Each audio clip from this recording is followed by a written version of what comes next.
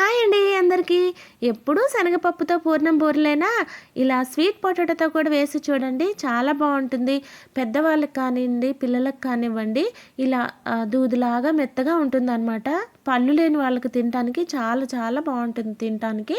ఇందుకోసం మనం చిలకడ దుంపను తీసుకొని ఉడకబెట్టేసుకొని ఇందులో 2 స్పూన్ల పంచదారని వేసుకొని కలిపి ఉండలు చేసుకోవాలన్నమాట. మీరు ఈ చిలకడ దుంపల్ని ఆవిరి మీద ఉడకబెట్టుకోండి, టేస్ట్ చాలా బాగుంటుంది. మనం నీళ్ళు పోసి ఉడకబెట్టేదానికంటే ఆవిరి మీద ఉడకబెట్టింది స్వీట్ పొటాటో చాలా టేస్ట్ ఉంటుంది అనమాట. ఇప్పుడు ఉండలుగా చేసుకున్న దాన్ని మనకి గారెపిండి ఉంటుంది కదా, మినపగారెపిండి, ఆ పిండిలో వేసేసుకొని వేడి వేడి నూనెలో ఇలా వేసుకోవటమే అనమాట.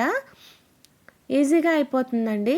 తర్వాత మనకి ఒకేలా క్రిస్పీగా కావాలి అనుకోండి, ఇదే మనం ఉండల్ని దోసపిండి బ్యాటర్ ఉంటుంది కదా, ఆ దోసపిండి బ్యాటర్లో ముంచి కూడా వేసుకోవచ్చు అనమాట. ఇంకా దోసపిండి బ్యాటర్ అయితే మనకు బియ్యం వేస్తాం కాబట్టి కరకరలాడుతూ ఉంటుంది పైన.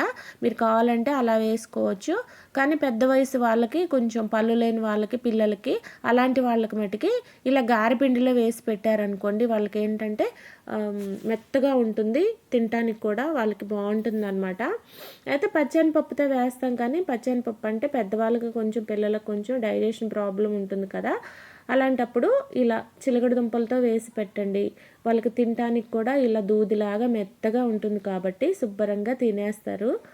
ఇలా చేసి పెట్టండి. వీడియో నచ్చితే ఒక లైక్ చేయండి. కొత్తవారు కనుకుంటే మన ఛానల్ని కొత్తవారు కనుక చూస్తే సబ్స్క్రైబ్ చేసుకోండి. మరిన్ని వీడియోలు కూడా మీకు వస్తూ ఉంటాయి.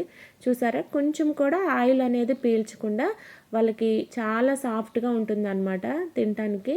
ఇలా చేసి పెట్టండి, చక్కగా తినేస్తారు. మీకు కావాలంటే ఇందులో కొంచెం అంత నెయ్యి కూడా వేసి పెట్టవచ్చు అనమాట, బాగుంటుంది.